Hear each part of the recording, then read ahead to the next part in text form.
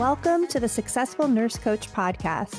On this podcast, Laura and Shelby, both board-certified nurse coaches, show you how to make as much money as you want in private practice as a nurse coach.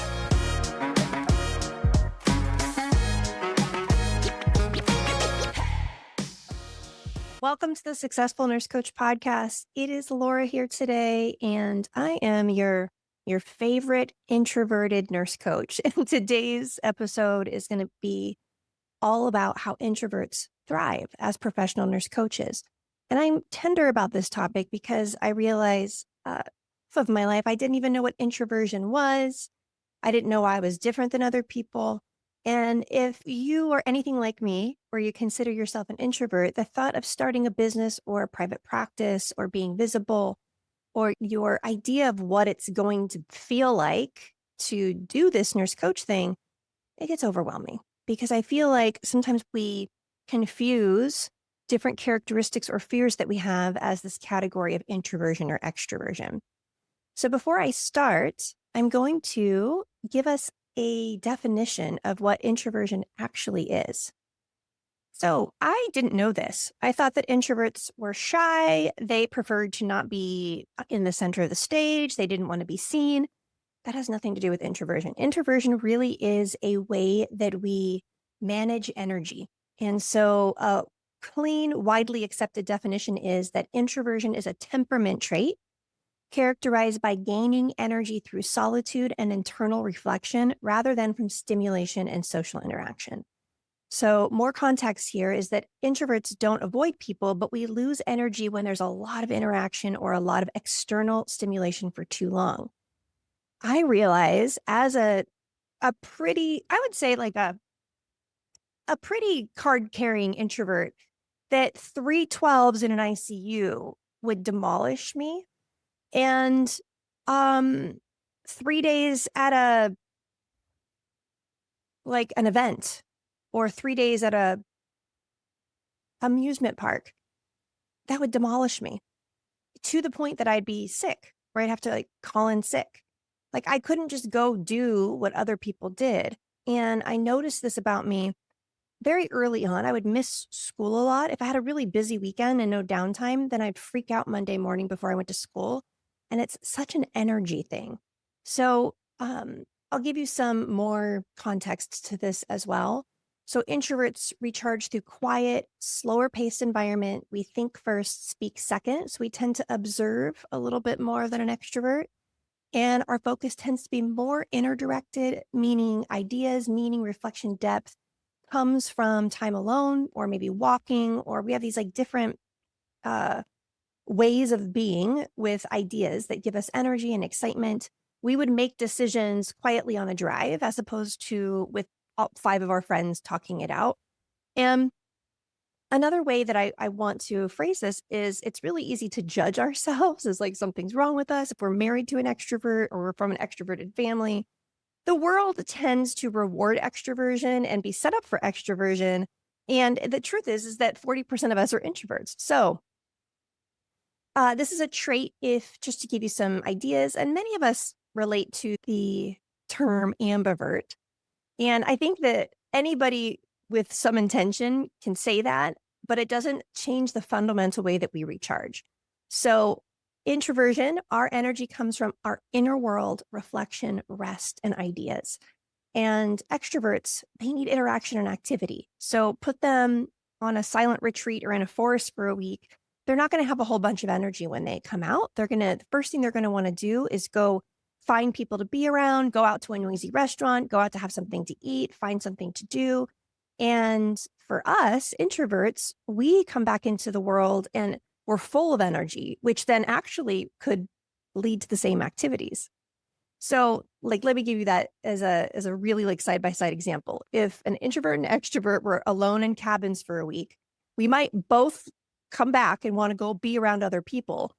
The extrovert will do it because they're trying to go get their energy, and the introvert will do it because we finally have enough energy to do it. So it's just really realizing where we get our energy from. And this is important when you're starting a business and when you're starting a coaching practice. And what I find is that introverts have an insane amount of capacity for back-to-back one-to-one sessions. So in a day, I could do 4 to 5 one-to-one sessions and I'd feel tired, but not like it would be 5 hours at a booth talking to strangers. An extrovert would have more energy after a day at the booth than 5 back-to-back one-to-one clients. And so, of course, our coaching practices can be one-to-many or one-to-one, but it's just noticing which one you are. And introverts, we like to think, then speak, and extroverts speak, then think. That's the difference between the two. Our focus as an introvert is depth. Extroversion tends to be breadth. So we can grab qualities from either side and develop ourselves with these qualities that we want more of, but we have to honor the fundamental way that we recharge and we relate to our own energy. All right. What I used to think that introversion was shyness, and I was shy, but it really was just needing to observe the world first before I interacted with it. And if you think about the modality of coaching, it's literally our favorite thing to do. It's consistent one-to-one deep conversations. This is where we thrive. This is our skill set. Like, this is the service that we provide the world is something that comes innate and natural to us. And then for extroverts, they have different innate talents that work as a nurse coach as well. But this is all about how it's okay if you're an introvert. We have deep listening skills, empathy, curiosity. We tend to be very intuitive. And we might have more comfort with silence. Sometimes not, because it's so culturally taboo to be silent when you're in the company of other people. But in coaching, it's something that we lean into. And I've said this on many podcasts before, but the strength of the extrovert is high visibility. The strength of the introvert is high attunement. So let's give a great scenario here. Let's say that you have a networking event to go to. Let's say that you joined your chamber of commerce and they have a lunch and a mixer. And I don't know about you guys who are introverts, but a mixer with like a name tag and having to go like wander around and not know anybody and then go find conversations to have used to make my palms sweat. It's just not innate for me to go start talking to strangers. I usually have people come to me first and then I engage. And there's nothing wrong with that. The approach that works really well for me in those conversations is to not try to talk to everybody, but to just try to have two meaningful interactions. So attune, scan the room energetically, notice anybody that I'm drawn to talking to, and then going and making an intentional introduction to them and just asking them about them. I find that if you can create two attuned connections in a large networking event, that is more fruitful for the introvert than working the room. Because to be honest, we can work the room, but we will never want to. And I believe we need to build businesses of tasks that move the needle forward in our business that we want to do. There are a lot of marketing activities that I love, this being one of them. I'm here alone in my office talking to you guys. I am so blessed and privileged to get to speak about something I'm interested in on the microphone and to have people listen. And it's been one of the best tools for our coaching business that we've chosen. And so for introverts, it's not about trying to be an extrovert and doing all these activities that you think you should do. It's about choosing what you like to do, your style of communication, your style of writing. There's a bunch of ways to build a business that you enjoy doing that don't drain you completely. And then if you have to go do activities that drain you, just know that they will. Retreat. Every retreat that we've done, I'm so much better about it now, but it's exhausting to me. So when I'm done with retreat, I just need a day in my bedroom. I really do, of no stimulation. And I used to think there was something wrong with me. I try to push through that. And then my body would brace for large events. But I've done so many of them now that I don't try to stay after and make small talk. So I go do what I need to do. I have a few connections and then I have to go to my room. So I titrate the amount of extrovertedness that I have to have during the day and honor that I need to be in my bedroom more than probably an extrovert at a retreat. And that there's nothing wrong with that, or it's not that I'm doing a bad job. I'm just making sure that my gas stays full. And then afterwards, since I've been doing that, I don't need as much recovery time. I don't have to be quote unquote on. And I think that's a really good example of finding a way for your business to work with your temperament. Here's a few more key points that I want to emphasize. Introverts create psychological safety. They feel seen rather than pep talked. They open up faster with calm energy. And introverts tend to ask before they offer, which is the foundation of nurse coaching. These are all huge benefits to this temperament that we were born with, that we have to work with.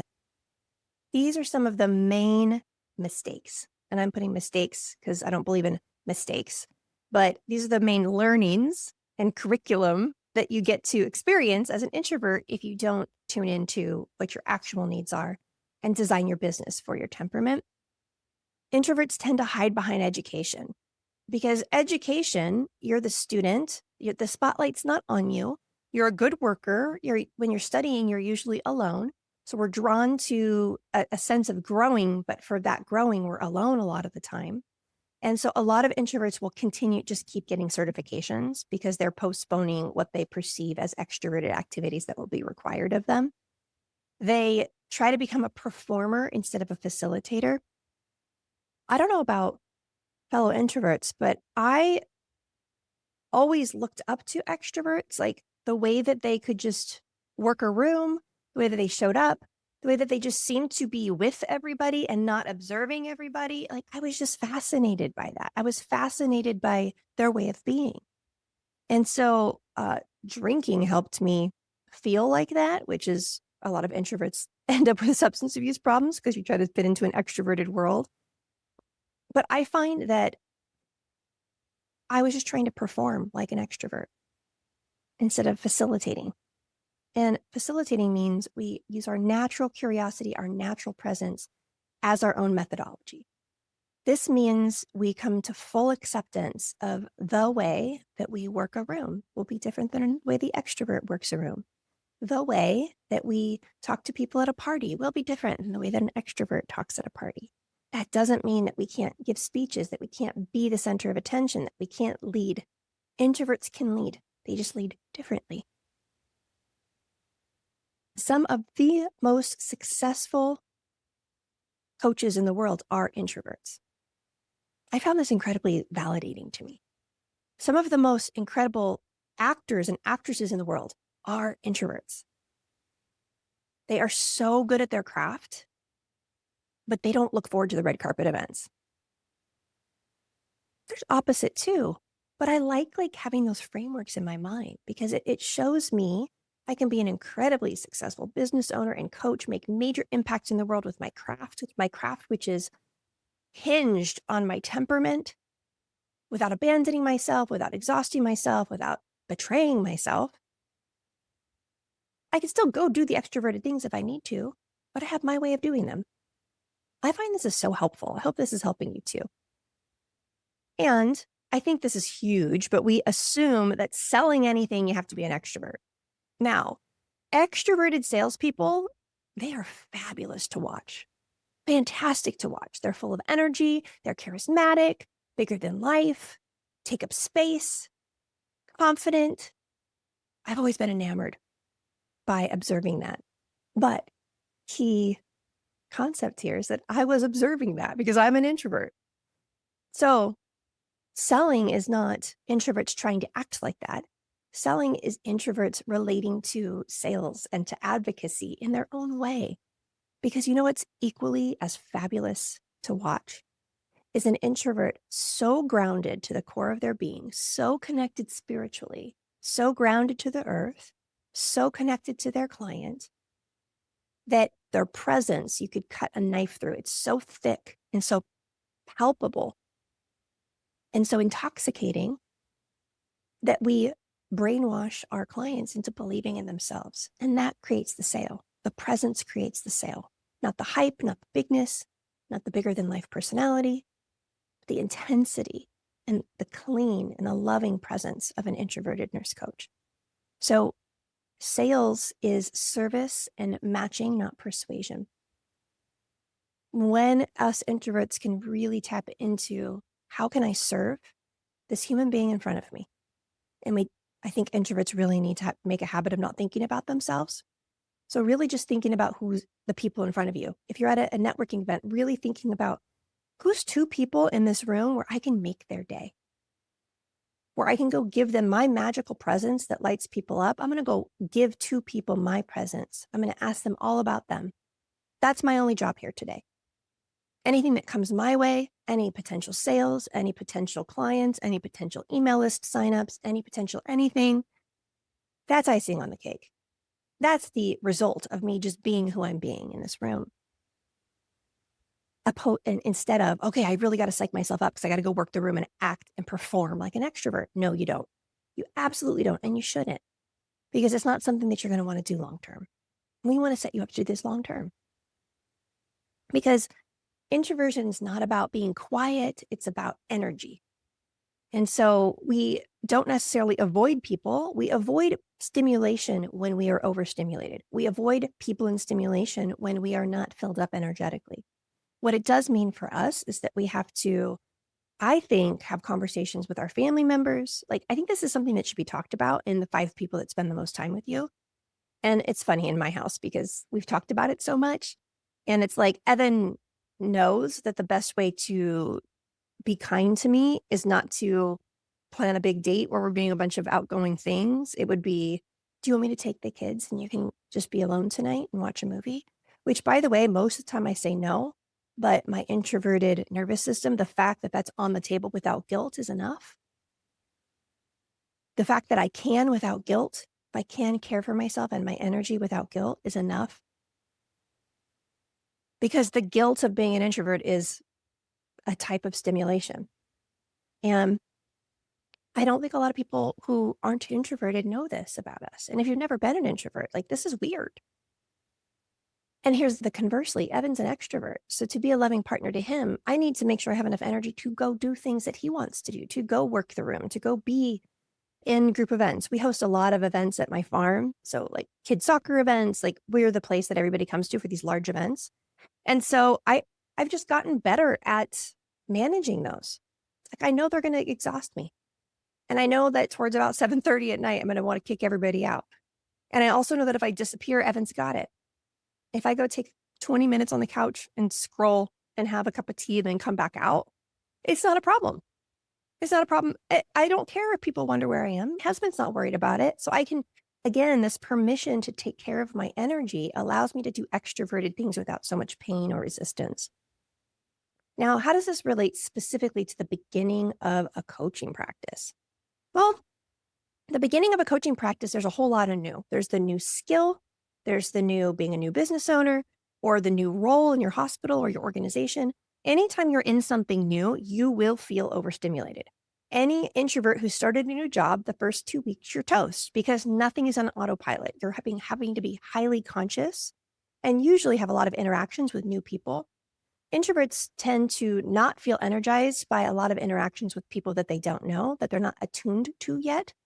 Introverts, once we've attuned to other people that we know their nervous system, it's like it takes less energy from us to be with them. So that's another like really great, I think, insight is that we're not exhausted by all people all the time. We're exhausted by nervous systems that we're not attuned to.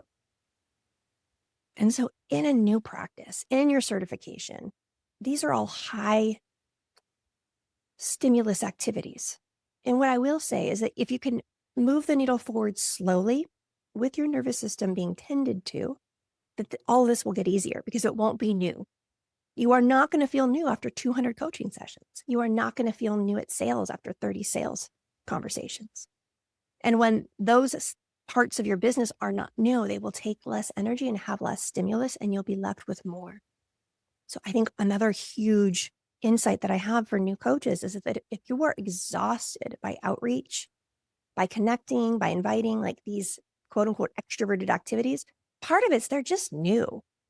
They won't be new soon. And I'm here to tell you that this introvert who couldn't even order her own food at a restaurant when she was a little girl, who missed school regularly because of almost overstimulation, who thought something was desperately wrong with her most of her life, who turned to drugs and alcohol to get some relief. This little girl, there's nobody I can't have a conversation with. And if I was called today to be on a stage to 1,000 people tomorrow, I could probably do it. And there's a way that I may not lose sleep before I do it. And right before I go on stage, it will feel overwhelming. And after I get off stage, it will feel good that I did it. Now, that version of Laura did not exist in the world. And I truly believe that that version can be created through repetition because being in front of people is not new for me. So it's not overstimulating in the same way that it would have 5 years ago or even 7 years ago. And that's the same for you. So if you think of introversion as the mode by which you need to plug yourself into the wall to charge your battery, it's helpful, A, to know where your battery's actually at. What's the fastest way to recharge for you? And how can you do that without guilt, with permission and awareness from everybody around you in your life? How? Because who cares if it's exhausting or overstimulating if you've got charging into the wall time set up in your life?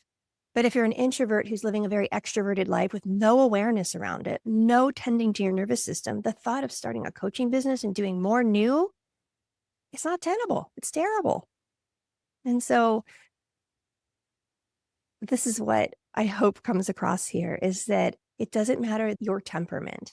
There is a path to extremely successful and high impact practice and income and lifestyle that is available to you. It just looks different than our extroverted brothers and sisters.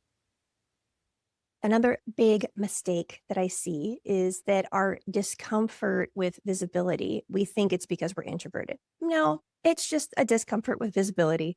It's fear of being rejected. It's fear of looking stupid. It's fear of being misunderstood. Like the thought of being visible makes you recoil, especially if you know that being visible could help people and you still have resistance to it. You just have to name the fear. That really has nothing to do with being an introvert or extrovert. It has nothing to do with that. It totally has to do with whatever fear that your ego has, which is a very normal human emotion. And so if you aren't cut out for visibility, it's not likely because you're an introvert.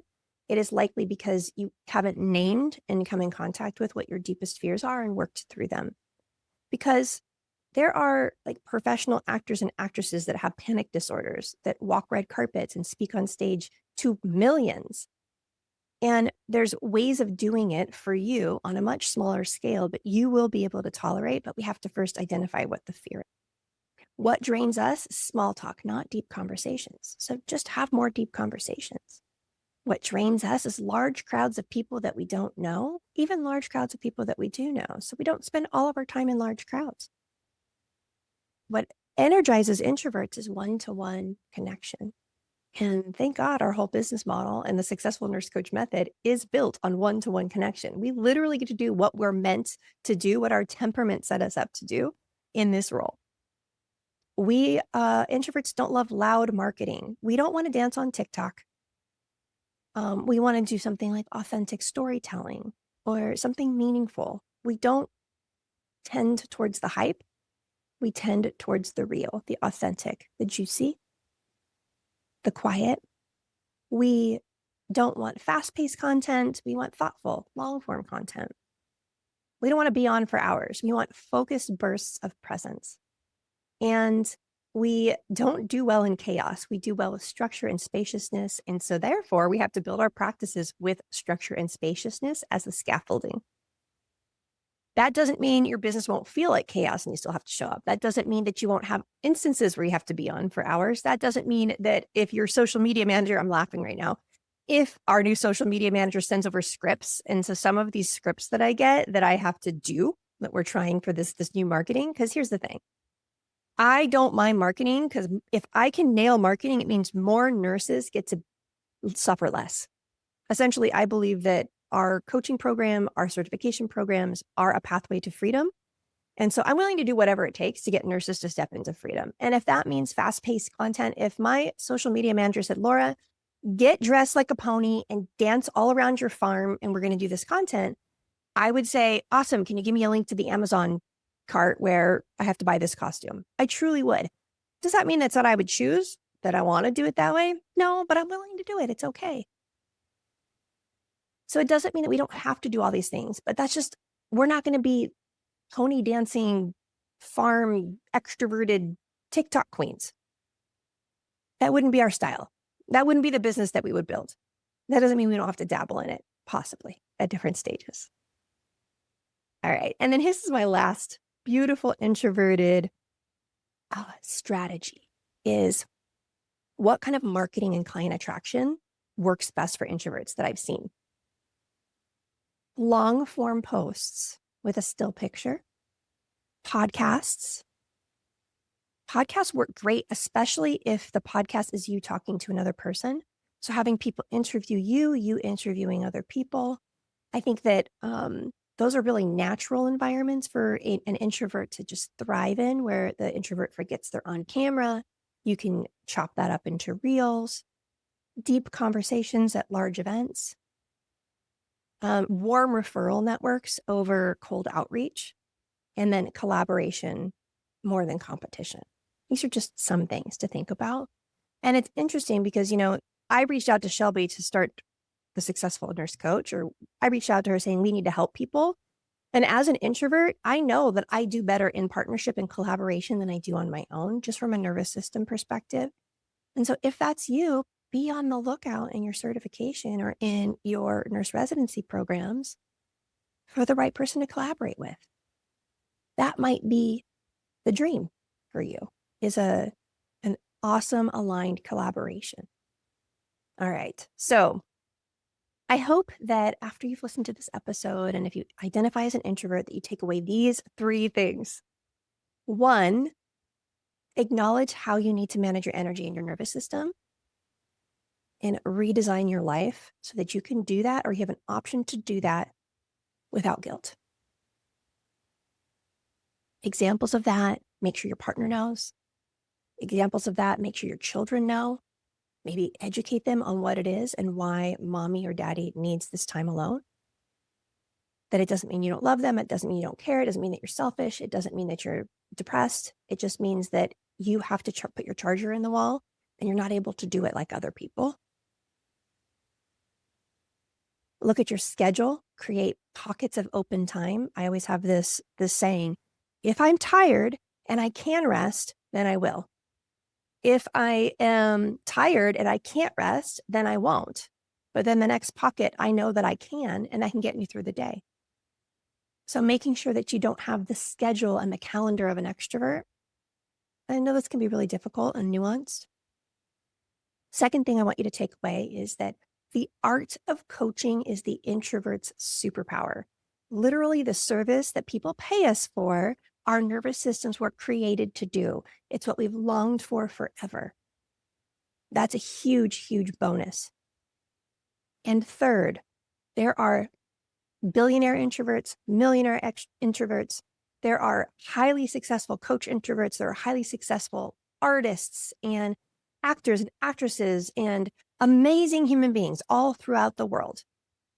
There is a version of success, whatever that looks like to you, that you can find and design inside of your temperament without performing. There'll be a way that you look forward to it. And that doesn't mean that it doesn't feel uncomfortable in the beginning, because it will be uncomfortable in the beginning, but it doesn't mean you're not cut out for it. You're incredibly cut out for it. And I want you to live your dream. And I want people to experience your magic. And I want your temperament to be honored. All right. Yay, introverts. All right, guys. I hope that you enjoyed this. Share this with your introvert friends. Have the conversation with your partners. And also for you extroverts listening, I hope this is a little more window into the strangeness of the way that we work in the world. And when you're working with introverted clients, this is so important to know and to notice. I think that when we coach people from our temperament, I do this. I'll project what people need. If I have an extrovert that's incredibly depleted, she probably doesn't need to go watch Netflix in her bed and eat popcorn. Like, that's probably not what she needs to do. So also be aware of your bias in the way that you project. For someone like that, it's like, dude, go to the festival, go to the party, go someplace loud and talk to people and dance. And so just noticing that about your clients as well. And I hope that you guys have a wonderful, wonderful week. And of course, email me if this lands, if you have anything to say. I love hearing from you. It's never bothering us. We love it. And my personal email is Laura at thesuccessfulnursecoaches.com. Send me an email. Be like, I like that episode. This is my takeaway from it. And that makes me happy. All right, guys, have a great week.